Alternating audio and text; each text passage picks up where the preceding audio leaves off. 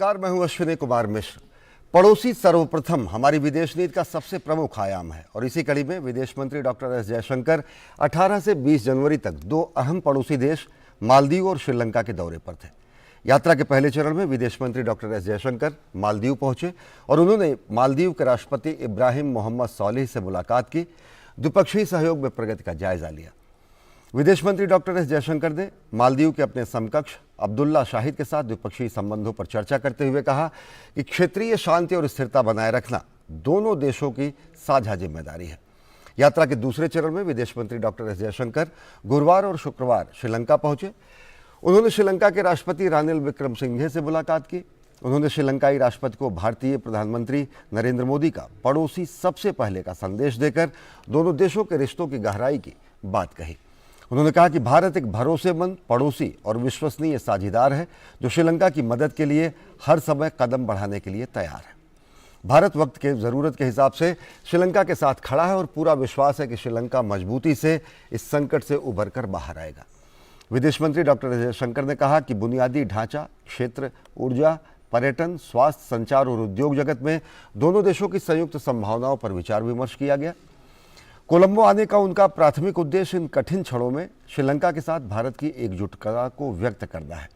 उन्होंने कहा कि भारत विशेष रूप से ऊर्जा, पर्यटन, बुनियादी ढांचे के क्षेत्र में विकास और श्रीलंका की अर्थव्यवस्था में अधिक से अधिक निवेश को प्रोत्साहित करेगा। विदेश मंत्रालय ने भी अपने बयान में कहा कि मालदीव और श्रीलंका दोनों हिंद महासागर क्षेत्र में भारत के प्रमुख समुद्री पड़ोसी देश हैं और प्रधानमंत्री के नेबरहुड फर्स्ट के दृष्टिकोण में विशिष्ट स्थान रखते हैं। आज इस विशेष कार्यक्रम में हम चर्चा करेंगे विदेश मंत्री की इन दो अहम पड़ोसी देशों की यात्रा की। हमारे साथ दो खास मेहमान जुड़ेंगे अपने विशेषज्ञ राय देने के लिए। हमारे साथ जुड़ चुके हैं पूर्व वरिष्ठ राजनयिक विष्णु प्रकाश जी और साथ ही साथ हमारे साथ स्टूडियो में मौजूद हैं डॉक्टर स्मृति एस पट्टनायक जो कि रिसर्च फेलो हैं MP IDSA में। इन दोनों खास मेहमानों से हम टिप्पणी लेंगे और जानेंगे कितना अहम है, लेकिन देखते हैं कि क्या कुछ रहा विदेश मंत्री के श्रीलंका दौरे में।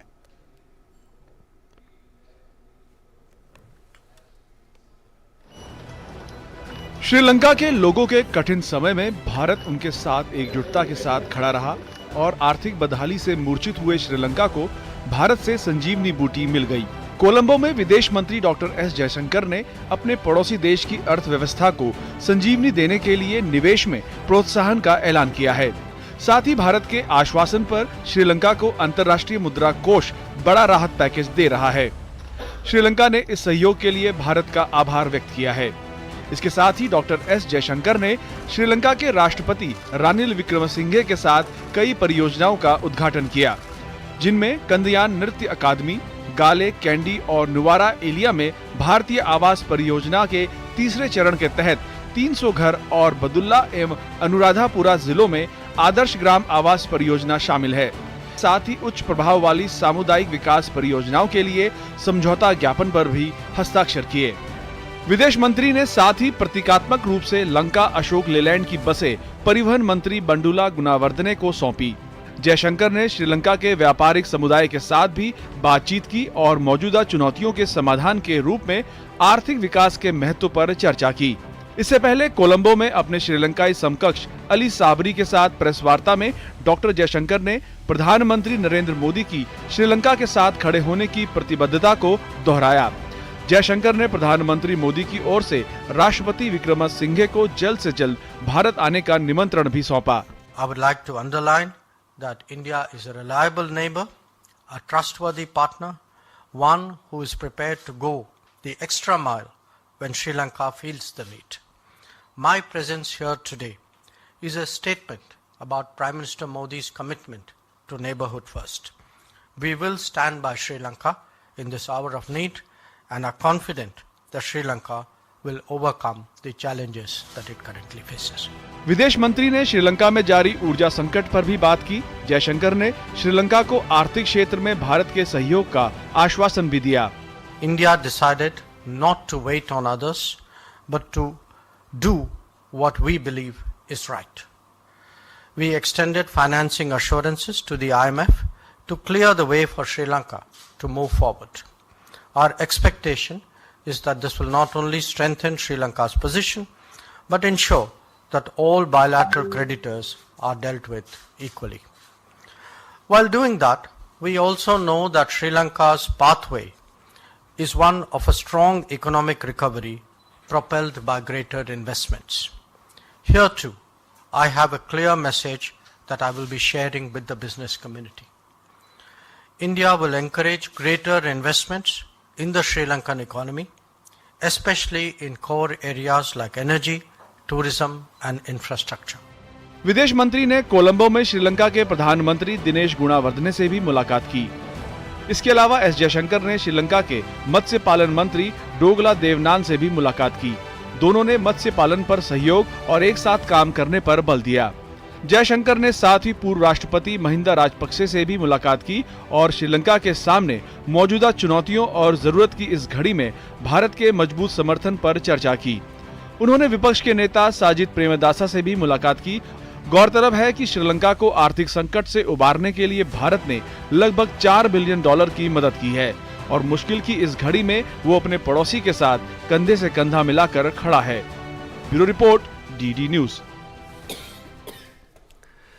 तो बेहद अहम पड़ोसी देशों की यात्रा पर रहे विदेश मंत्री डॉक्टर एस जयशंकर, और कितनी अहम रही है यात्रा और कितना कुछ भारतीय राजनीति और वैश्विक राजनीति से अहम है ये दोनों देश हमारे संबंधों को लेकर। इस बारे में हम चर्चा करेंगे। हमारे साथ पूर्व वरिष्ठ राजनयिक विष्णु प्रकाश जी हमारे साथ जुड़ चुके हैं। स्वागत है आपका। साथ ही साथ हमारे साथ स्टूडियो में मौजूद हैं डॉक्टर स्मृति एस पटनायक, जो कि रिसर्च फेलो हैं IDSA से। सबसे पहले विष्णु प्रकाश जी आपसे जानना चाहेंगे कि पड़ोसी सर्वप्रथम हमारी नीति है। अगर देखें कोविड काल हो या फिर जो भी स्थितियां रही हो, भारत ने श्रीलंका, मालदीव, इन सब देशों की आगे बढ़कर सबसे ज़्यादा मदद की। अब जबकि बदलते हुए वैश्विक परिदृश्य में किस रूप में देखते हैं मालदीव का ये विदेश मंत्री का दौरा, तब जबकि सबसे ज़्यादा फोकस रहा कनेक्टिविटी पर, सबसे ज़्यादा फोकस रहा ट्रेड पर, सबसे ज़्यादा फोकस रहा टूरिज्म पर? नमस्कार अश्विनी जी, आपने बिल्कुल ठीक कहा कि विदेश मंत्री जी का दौरा बहुत कामयाब रहा है, बहुत सफल रहा है। भैया माइक चेक हो गया, मेरी बात हो रही है जी? आपकी आवाज मिल रही है मैं आप जी जी उनकी आप बोलते रहे। डिस्टर्ब नहीं, वो डिस्टरबेंस आ रही है मुझे, वो बीच में बोल रहे हैं। वो आपकी आवाज वापस आपको मिल रही होगी ईयरफोन में। आप नहीं जी, वो बीच में, ठीक है, सॉरी जी, बीच में कोई बोल रहे थे। तो बहुत सफल रही है, बड़े उच्च स्तर पे बात हुई है, बड़े गर्मजोशी से बात हुई है, और उसकी वो इसलिए कि बुनियाद बहुत मजबूत है। और बुनियाद वो है जो आप जिक्र कर रहे हैं, पड़ोसी प्रथम। और भारत सिर्फ कहता नहीं है, करता है। और पड़ोसी प्रथम की दो चीजें बहुत महत्वपूर्ण है। एक तो people to people connection, people to people linkages, और दूसरा कनेक्टिविटी। और इस पर जोर दिया जा रहा है, जो कि दोनों देशों के लिए, दोनों साइड्स के लिए बड़ा लाभकारी है। जो मैसेज पड़ोस को जा रहा है वो ये है कि संकट के समय में, मुश्किल के समय में, अच्छे वक्तों में, बुरे वक्तों में, एक देश आपके साथ जो खड़ा है कंधे से कंधा मिलाकर, वो भारत है। जैसे आपने जिक्र किया कि जब कोविड महामारी थी, या आर्थिक स्थिति मुश्किल होती है, या सुरक्षा की स्थिति में कोई खतरा होता है, तो सबसे पहले भारत पहुंचता है। और उसका यही कारण है कि हमारे सब पड़ोसी देशों के साथ रिश्ते दिन पर दिन मजबूत होते जा रहे हैं। और खास तौर पर श्रीलंका और मालदीव के साथ रिश्तों में महापरिवर्तन हुआ है जी, जिसकी बहुत ही ज्यादा खुशी है जी। हमारे साथ डॉक्टर स्मृति एस पटनायक जी हैं। मैम, आपसे जानना चाहेंगे कि किस रूप में आप देखती हैं हानिमाथु इंटरनेशनल जो एयरपोर्ट है उसके पुनर्विकास और विस्तार की जो परियोजना है भारत द्वारा प्रायोजित है। खुद विदेश मंत्री ने कहा कि मील का पत्थर है। कनेक्टिविटी को लेकर पीपल टू पीपल कॉन्टेक्ट की जैसी बात कर रहे हैं, विष्णु प्रकाश जी कह रहे थे, कनेक्टिविटी के साथ साथ आपसी संबंध और ज़्यादा प्रगाढ़ हों, इंफ्रास्ट्रक्चर और सबसे ज़्यादा इंफ्रास्ट्रक्चर साथ साथ कनेक्टिविटी, इस पर जोर रहा। किस रूप में देखती हैं ये और संबंधों को प्रगाढ़ करें? आप जो बात कर रहे हैं, जिसका जैसे महिंदा राजपक्षे इंटरनेशनल एयरपोर्ट जो मतला में है, तो ये भारत बहुत दिन से मतलब चाह रहा है कि इसको डेवलप करने के लिए। आपको जैसे पता होगा कि ये जो जगह है, इसमें पिछले जो सरकार थे सिरिसेना के टाइम में, उन्होंने वहाँ पे ग्रेन स्टोर के हिसाब से उसको यूज़ कर रहे थे। इसका मतलब ये है कि चाइना का जो इन्वेस्टमेंट रही है, बहुत सारे इन्वेस्टमेंट ऐसी है कि जिसमें जो इन्वेस्टमेंट का एक फ़ायदा होना चाहिए, उसका जो मकसद है वो मकसद फुलफिल नहीं हुआ है, क्योंकि उसको बहुत सारे न्यूज़पेपर ने डिस्क्राइब किया है वर्ल्ड्स एम्प्टीएस्ट एयरपोर्ट। और बाकी आप जो इन्वेस्टमेंट का बात कर रहे हैं तो इंडिया के इन्वेस्टमेंट मतलब अभी जैसे इंफ्रास्ट्रक्चर, आप रेलवे लाइन अगर देखेंगे, जैसे आप देखेंगे जैसे 50,000 हाउसेस, पहले तो नॉर्दर्न पार्ट ऑफ श्रीलंका में इंडिया ने इन्वेस्ट किया था ये सारा हाउस डेवलपमेंट के लिए। अभी वो सदर्न पार्ट में डेवलप कर रहे हैं, क्योंकि उस मतलब एक वजह ये है कि ऐसा ना देखा जाए कि इंडिया सिर्फ तमिल लोगों के लिए उसका सिंपैथी है, वहाँ पे हाउसिंग प्रोजेक्ट कर रही है, और दूसरी जगह पे सिंपैथी नहीं। सदर्न पार्ट ऑफ श्रीलंका जहाँ पे सिंगलीज रहते हैं तो वहाँ पे भी इन्वेस्टमेंट हुई है, क्योंकि आप जब नेबरहुड फर्स्ट का बात कर रहे हैं तो जाहिर सी एक बात हुई ये है कि इन्वेस्टमेंट ज़रूरी है, क्योंकि अगर आप इन्वेस्टमेंट नहीं करेंगे तो उसका मतलब श्रीलंका का जो इकोनॉमिक रिकवरी का हम लोग बात कर रहे हैं वो रिकवरी बहुत टाइम लगेगा। तो इन्वेस्टमेंट श्रीलंका का इकोनॉमिक रिकवरी का एक पार्ट और पार्सल है, बहुत इम्पोर्टेंट, मैं वो बोलूँगी बहुत इम्पोर्टेंट पार्ट है। जी विष्णु प्रकाश जी, जैसा कि मैम कह रही हैं कि श्रीलंका, मालदीव के साथ साथ श्रीलंका की संबंधों का जिक्र कर रही थी मैडम, एक बार हम फिर मालदीव पे आपसे आएंगे। मालदीव का अगर देखें तो लाइन ऑफ क्रेडिट या फिर आर्थिक सहयोग किया जाना या फिर वहाँ पर अन्य आधारभूत संरचनाओं का विकास किया जाना, एक दौर ये भी था। अगर देखें तो जब प्रधानमंत्री जी ने सरकार संभाली तो पहला जो विदेश यात्रा उन्होंने की तो वो मालदीव की ही की। स्पष्ट तरीके से उन्होंने कहा कि हम इस पूरे के पूरे हिंदुस्तानी बड़े शगीर जिसको कहा जाता है, और साथ ही साथ हिंद प्रशांत क्षेत्र और मेडागास्कर तक फैला हुआ हमारे जो सामुद्रिक हमारा हिंद महासागर क्षेत्र का जो रणनीतिक क्षेत्र है, इन देशों को अपने विश्वास, एक विश्वसनीय साझेदार और अपने विकास के भागीदार बनने की बात प्रधानमंत्री जी कहते हैं। ये कितना महत्वपूर्ण है और वो कितना सार्थक होता दिख रहा? आप बिल्कुल ठीक कह रहे हैं कि जो प्रधानमंत्री जी का संदेश था वो बहुत ही महत्वपूर्ण था, और जैसे सबसे पहले उन्होंने मालदीव्स को चुना, ये एक बहुत बड़ा सिग्नल था। पर फर्क क्या है? फर्क ये है कि बाकी देश या कुछ देश ऐसे हैं जो कि साझेदारी करते हैं अपने स्वार्थ के लिए। भारत जो कहता है वो करता है। भारतीय विकास सहयोग जो है वो पारदर्शिता के साथ होता है, पूर्ण भागीदारी के साथ होता है, और जो कंपेटिटिव प्राइसेस के साथ होता है। अब मालदीव्स में देख लीजिए कि हमारा सहयोग का दायरा कितना बड़ा है। चाहे एयरपोर्ट्स ले लीजिए, पोर्ट्स ले लीजिए, सी पोर्ट्स ले लीजिए, सुरक्षा देख लीजिए, एजुकेशन देख लीजिए। एजुकेशन के मामले में जैसे हमारे विदेश मंत्री ने कहा कि हम 10,000 पुस्तकें दे रहे हैं जो कि 261 स्कूलों में जाएगी। अब देखें, अगर आपका शिक्षा का संबंध है तो वो संबंध बहुत गहरा है। अगर 900 लोगों के लिए आप ट्रेनिंग दे रहे हैं, आप उस देश की शक्ति बढ़ा रहे हैं, ह्यूमन रिसोर्स डेवलप कर रहे हैं, आप जिस तरह से आर्ट ट्रेड बढ़ा रहे हैं, आप पूंजी निवेश कर रहे हैं, आप जिस तरह से उनसे कंधे से कंधा मिला के चल रहे हैं, तो ये सिर्फ बात कहने की नहीं है, ये करने वाली है। और ये सब लोग जानते हैं कि बात करने में और वॉक द टॉक जिसको कहते हैं उसमें कितना फर्क है। और यही भारत का फर्क है जो कि पड़ोसी देश पहले भी समझते थे और अब भी ज्यादा समझ रहे हैं। और इसलिए जो हमारी जो रिलेशंस है वो, जैसे विदेश मंत्री जी ने कहा कि आकाश की ऊंचाइयों की तरफ बढ़ रहे हैं, उसका यही कारण है। मैम आपसे जानना चाहेंगे, अगर देखें तो मालदीव के बाद अगर हम श्रीलंका की बात करें, श्रीलंका में स्पष्ट तरीके से विदेश मंत्री ने कहा कि जो तमिल समुदाय है उसके अधिकारों को पुनर्व्याख्यायित किया जाना, पुनर्स्थापित किया जाना, और उसको संविधान का जो उनका संशोधन है 13A, उससे संबंधित भी स्पष्ट तरीके से एक जवाबदेही और साथ ही साथ उसको धरातल पर उतारे जाने की भी बात कही। ये कितना बड़ा संदेश है खास करके श्रीलंका के लिए भी, और साथ ही साथ वहाँ के परस्पर सामुदायिक स्थितियों को देखते हुए? देखिए, इंडिया जब 1987 में इंडो लंका अकॉर्ड हुई थी और 13th अमेंडमेंट श्रीलंका का कॉन्स्टिट्यूशन में इंक्लूड हुआ था, स्पेशली जब वार चल रही थी, वार ख़त्म होने के बाद 2009 के बाद श्रीलंका का सरकार भी तब बात कर रहे थे कि हम 13th अमेंडमेंट के सिर्फ उसको इम्प्लीमेंट नहीं करेंगे, उसके आगे भी जाएंगे।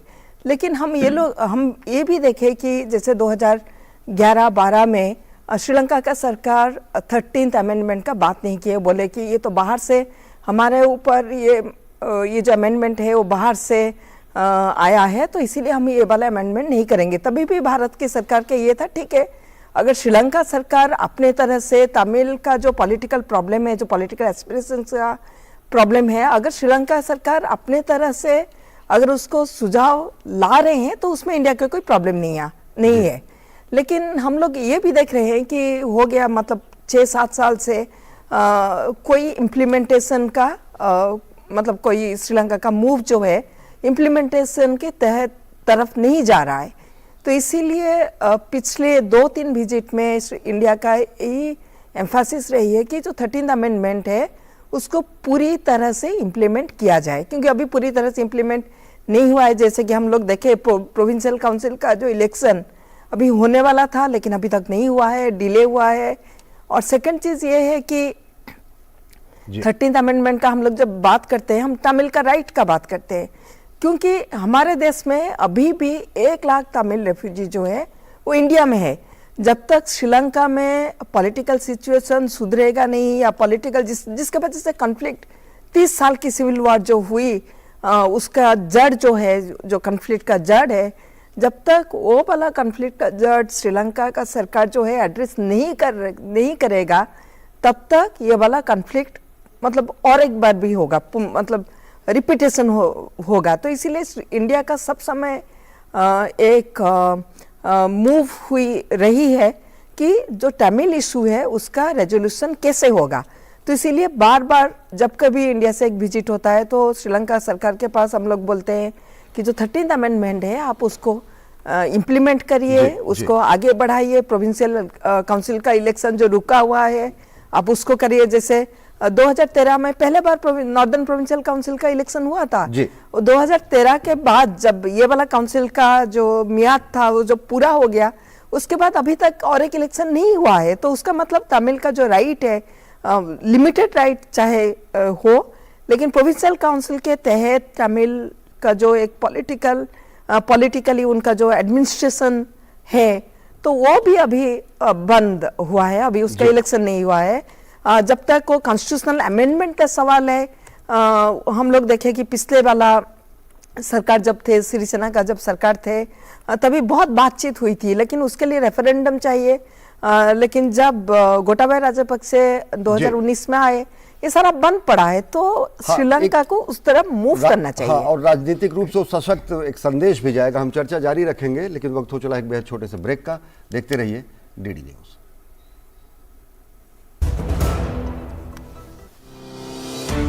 परीक्षा यानी रिजल्ट, एडमिशन, करियर और सक्सेस का प्रेशर। इस स्ट्रेस को मैनेज करने क्यों ना ले प्रधानमंत्री नरेंद्र मोदी जी से मोटिवेशन। अगर आपको फोकस करना है तो पहले डीप फोकस होना सीख लीजिए। सिर्फ परीक्षा के अंक ही जिंदगी नहीं है। हर साल की तरह इस साल भी प्रधानमंत्री जी करेंगे विद्यार्थियों से सीधा संवाद और बढ़ाएंगे एग्जाम वॉरियर्स का हौसला। परीक्षा पे चर्चा 2023 देखिए डीडी न्यूज और सभी सोशल मीडिया प्लेटफॉर्म्स पर 27 जनवरी सुबह 11 बजे से।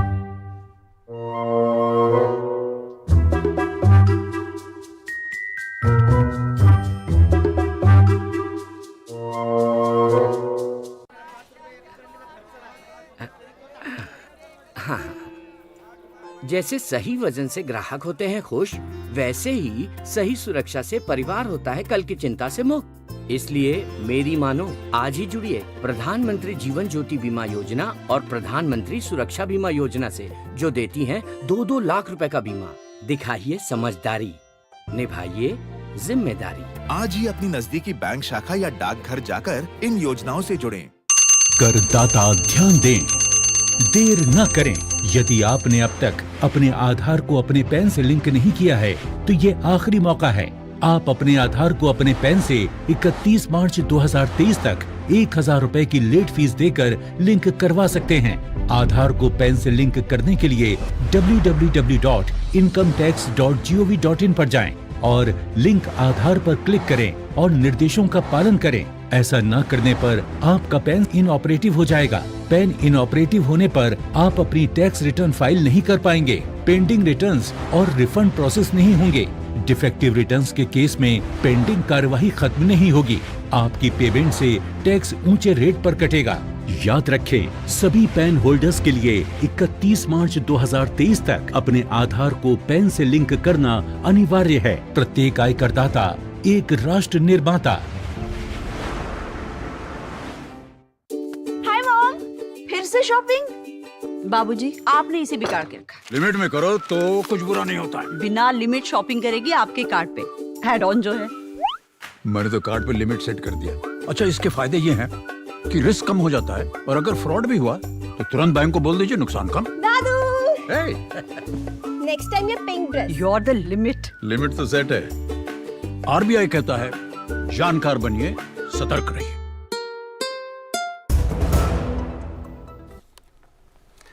ब्रेक के बाद आप सभी का स्वागत है। हम बात कर रहे हैं विदेश मंत्री डॉक्टर एस जयशंकर की मालदीव और श्रीलंका की यात्रा की। 3 दिन के दौरे पर रहे और बेहद सफल रही है यात्रा। हमारे साथ पूर्व वरिष्ठ राजनयिक विष्णु प्रकाश जी हैं और साथ ही साथ हमारे साथ हैं डॉक्टर स्मृति एस पटनायक, जो कि रिसर्च फेलो हैं मनोहर पर्रिकर IDSA में। विष्णु प्रकाश जी, आपसे जानना चाहेंगे एक बार फिर कि अगर देखें, भारत की विदेश नीति का अहम हिस्सा है सागर भी, जिसमें भारत कहता है security and growth for all in region. और अगर इंडियन ओशन का जो रिम एसोसिएशन है उस हिसाब से भी देखें, दोनों देशों की बेहद महत्वपूर्ण स्थिति बनती है। और तब जबकि कहीं ना कहीं हमारे विस्तारवादी पड़ोस का जो देश है उसकी भी कुदृष्टि या फिर तिरछी नज़र या फिर इन देशों का अपना रणनीतिक उपयोग कर लेने की चेष्टा भी होती है। उस हिसाब से कितना सफल होते देखते हैं इस यात्रा को, और कितना बेहद अहम हो जाता है इन देशों की रणनीतिक स्थिति भी? जी, मैं उससे पहले थोड़ा सा 13th अमेंडमेंट पे टिप्पणी करना चाहूँगा। हम 13th अमेंडमेंट की बात क्यों करते हैं?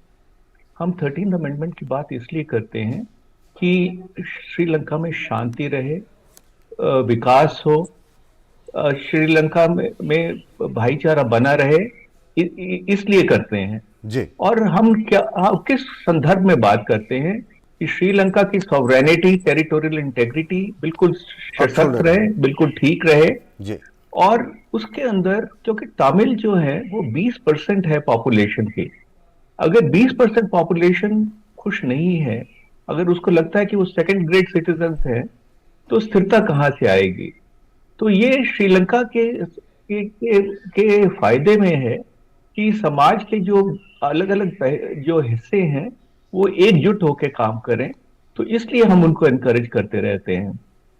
जहां तक एक विस्तारवादी पड़ोसी देश का सवाल है जी, वो अपने काम में जुटा रहेगा। वो जो अपने मंसूबे हैं उसको आगे बढ़ाने की कोशिश करता रहेगा, पर वो ये नहीं जानता या जानना चाहिए उसको कि हमारे जो संबंध हैं हमारे पड़ोस के साथ वो ऐतिहासिक संबंध है, ऐतिहासिक वो कल्चरल रिलेशनशिप है जी। वो एक बड़ा पीपल टू पीपल रिलेशनशिप है।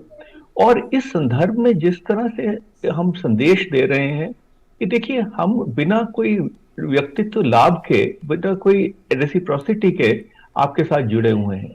आपका संकट हो, आपकी मुश्किलात हो, आपकी खुशहाली के लिए, आपकी तरक्की के लिए हम आपके साथ कंधे से कंधा मिलाकर खड़े हैं। और यही संदेश दिया गया इस दोनों देशों की यात्रा में। समय बेहद कम है।